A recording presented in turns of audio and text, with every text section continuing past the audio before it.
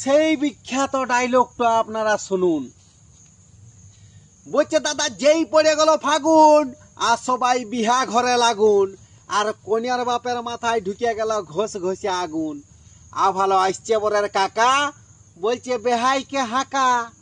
বলছে বেহাই তাড়াতাড়ি ঝামেলাটা মেটা, লিব 80,000 টাকা, নাইলে এই সম্বন্ধটাকে ঢাকা।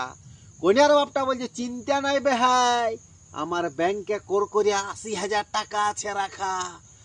ভালো আসছে বরের জেঠা, জামাটা লম্বা তার, ফুল প্যান্টটা ঠেটা।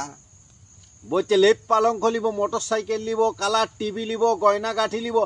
জোর করে বলে দিল হুঁকিয়ে, আর কনিয়ার বাপটা পুরনো বাকুলটার দিকে গেল ঢুকিয়ে।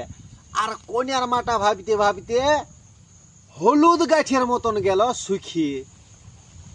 একটা বাঁকুড়ার থেকে চলে এলো ঘটক। ঘটক বলছে আমি আচুরি স্টেশনের ফটক। আচুরি স্টেশনের ফটকে দেখবে নাই কোনো গেট, আর আমারও বিহা লাগাবার বিশেষ নাই কোনো রেট। পাত্রটাকে বলছে ভালছি কি রে, তাড়াতাড়ি কম বেশি করে চুকুয়া, আর কনিয়াটাকে টানি টুনে ঘর দিকে ঢুকুয়া। ঠাকুর মশাই বলছে দাঁড়ান এখনো মন্ত্র গিলা বাকি আছে, বলো।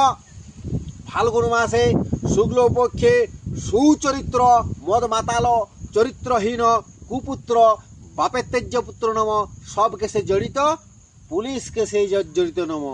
গত্যটা বলো। বলছে 86 গত্যস্য। বলছে 86 গত্যস্য। 86 গত্যস্য প্রজাপতি ঋষি। প্রজা মানে তোমার পতি, পতি মানে তোমার স্বামী, তোমার স্বামীর হবে সাজা, তোমার জীবনটা একবারে পুরুলিয়ার ভাবরা ভাজা ভাজা। মন্ত্র বলো। বলো যাহা চুরি করিব অর্ধেক অর্ধাঙ্গিনীকে ভাগ দিব নম, মাছ দিব, ভাত দিব, মাংস দিব নম, ভালো ফেলাটা বাড়ি দিব, মারুতি গাড়ি দিব, পরনে শাড়ি দিব, নোট পালিশ ঠক পালিশ যাবতীয় সব ব্যাংক ডাকাতি করে পরে দিব, পয়সা নাই। এবারে কনিয়াটা মন্ত্র বলছে। বলছে খাবো দাবো মোটা হব, শ্বশুর বাড়ি যাব, শ্বশুরের অন্ন ধ্বংস করিব নম, লোক দেখানি শ্বশুর শাশুড়িকে প্রণাম করিব নম, ননদীর প্রতি কড়া নজর রাখিব নম, স্বামীর পকেট মারিব যাহা ঝাড়িব, সব বাপের বাড়ি পাচার করিব নম। এইবারে ঠাকুর মশাই বলছে ধান দুব্বা চুরি করা চাল, বাঁচিয়ে থাকুক চিরকাল।